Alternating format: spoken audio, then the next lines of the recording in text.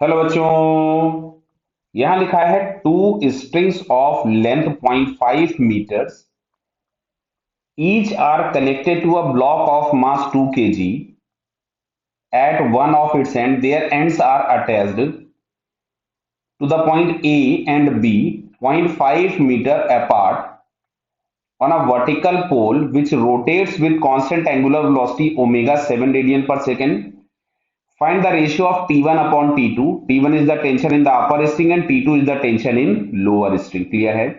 तो मैं पहले लिख देता हूं यहां पे टेंशन T1 है और इस पे टेंशन T2 है। अब अच्छा समझो बात को, ये भी दिया है 0.5, ये भी दिया है 0.5 और ये भी दिया है 0.5, तो ये एक इक्विलैटरल ट्रायंगल हो गया। इसके सारे एंगल 60 होंगे तो सेमी एंगल हम लोगों के पास आ जाएगा 30 डिग्री। क्लियर बेटा? अब सुनो इधर, ये इस सर्कल पे घूम रहा होगा, ये इस तरीके के कुछ, ये समझ में आ रहा है ना? ये जो मैंने रेड कलर का लाइन बना रखा है, ये आपके पास इस सर्कल की रेडियस हो जाएगी। क्लियर है? तो रेडियस के नाम पे अगर हम लोग लिखें तो क्या इसको हम L cos 30 लिख दें? बराबर है। चलिए अब अच्छा हम लोग फोर्सेस बनाते हैं। तो सबसे पहले इस पे एक फोर्स लग रहा होगा नीचे की तरफ में mg। जैसा कि बोला ऊपर वाली स्ट्रिंग में टेंशन T1 है तो यहाँ T1 लग जाएगा और नीचे वाली स्ट्रिंग में टेंशन T2 है तो ये T2 लग जाएगा।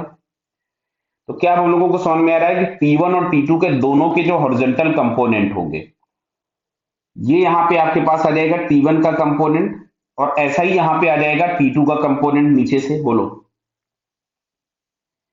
तो T1 cos 30 plus T2 cos 30 is equals to M R omega square. Clear है? अब अच्छा T1 का एक कंपोनेंट ऊपर गया होगा T1 sin 30 और T2 का एक कंपोनेंट नीचे आएगा T2 sin 30।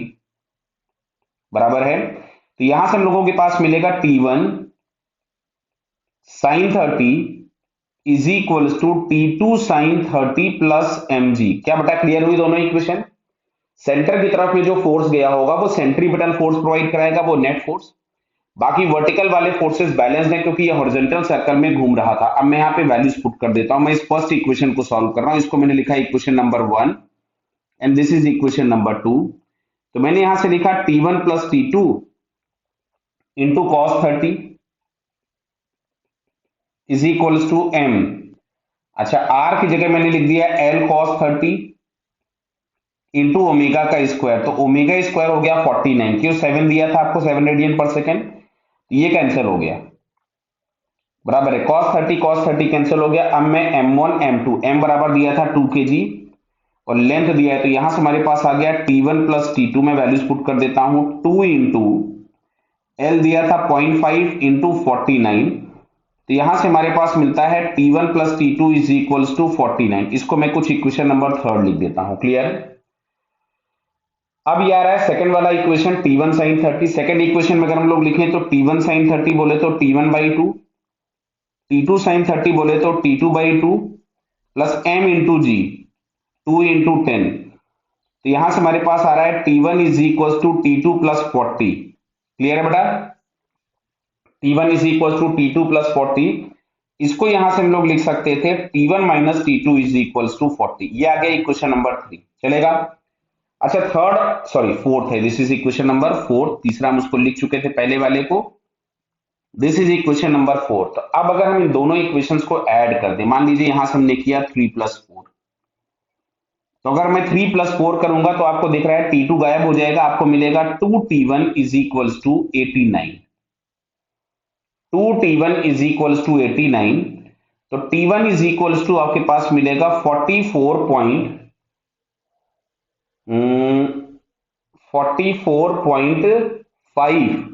दिख रहा है बेटा ये? क्लियर है ना? 89, 89 डिवाइडेड बाई 2 कर लीजिए जरा आप लोग। 89 डिवाइडेड बाई 2, एक मिनट, 89 डिवाइडेड बाई 2 44.5 सही निकला। अब इसको अगर हम लोग इक्वेशन नंबर चाहे 4 में रख दे चाहे इक्वेशन नंबर 3 में रख दे, हमको T2 मिल जाएगा। तो यहां से जो T2 की वैल्यू हम लोगों के पास आ रही है, इसमें से अगर हम 49 में से इसको माइनस करें तो T2 इज इक्वल्स टू हम लोगों के पास आ रहा है 4.5 न्यूटन। क्लियर। और हम लोगों से शायद पूछा गया है T1 अपॉन T2 क्या होगा। यस, पूछा है find the value of T1 upon T2। तो अब अगर हम लोग यहां से T1 अपॉन T2 निकालेंगे तो इट इज 44.5 अपॉन 4.5। तो बेटा ये समझ में आ रहा, शायद ये 9 हो जाएगा। एक बार डिवाइड करके मैं देख लेता हूं इसको, डिवाइडेड बाई 4.5 तो ये आ रहा है 9.8। 44.5 डिवाइडेड बाई 4.5, 9.8। इसमें कुछ गड़बड़ तो नहीं किया कैलकुलेशन, जरा एक बार देख लीजिए। T1 प्लस T2 बराबर 49 बराबर है। और इसके बाद दूसरा इक्वेशन आ रहा है T1 माइनस T2। अच्छा ठीक है, गड़बड़ कहां पे हुई सुनिए इधर। यहाँ पे जी की जगह इन्होंने बोला है 9.8 यूज करने के लिए, और हम लोगों ने 10 यूज कर लिया है, तो इसकी जगह मैं लिखूंगा 9.8। देखिए, तो ये हम लोगों के पास आएगा यहां से 9.8। जब ये 9.8 हो जाएगा तो ये जो वैल्यू हम लोगों को यहाँ पे सॉल्व करके 40 मिल रही थी, ये 40 नहीं मिलेगी। क्या क्लियर हो रहा ना बेटा? थोड़ा सा कैलकुलेशन में जो गड़बड़ हुआ है अपने को, तो यहां से जो वैल्यू हम लोगों के पास मिलेगी वो वैल्यू आ जाएगी। अब देखिए 9.8 इज मल्टीप्लाइड बाई 4, तो ये मिलेगी 39.2। तो इट इज 39.2। चलिए, ये हम लोगों के पास यहां से आ गया 39.2। अब अगर हम इन दोनों इक्वेशंस को ऐड करते हैं तो ऐड करने के बाद 2T1, देखिए बस यहाँ पे केवल इसी जगह पे थोड़ा सा कैलकुलेशन में वो हुआ है, 9.8 दिया था, अदरवाइज कंसेप्चुअली कुछ भी गड़बड़ नहीं किया। तो अब ये 2T1 इज इक्वल्स टू आपके पास हो जाएगा 49 प्लस दिस वन, 49 प्लस 39.2, तो ये आ रहा है 88.2। 88.2 डिवाइडेड बाई, अगर हम यहाँ पे 2 कर दें तो हम लोगों के पास यहां से मिलता है 88.2 डिवाइडेड बाई 2, तो ये आ रहा है 44.1। तो 44.1 आएगा, दूसरा वाला अब आ जाएगा 4.9। ये हम लोगों के पास मिलेगा 44.1 डिवाइडेड बाई 4.9, तो ये रेशियो हम लोगों को मिलेगा 9। क्लियर बताइए? क्लियर। 44.1 डिवाइडेड बाई 4.9 तो आपको बराबर है 9। तो इसका करेक्ट आंसर हम लोगों के पास क्या है? 9।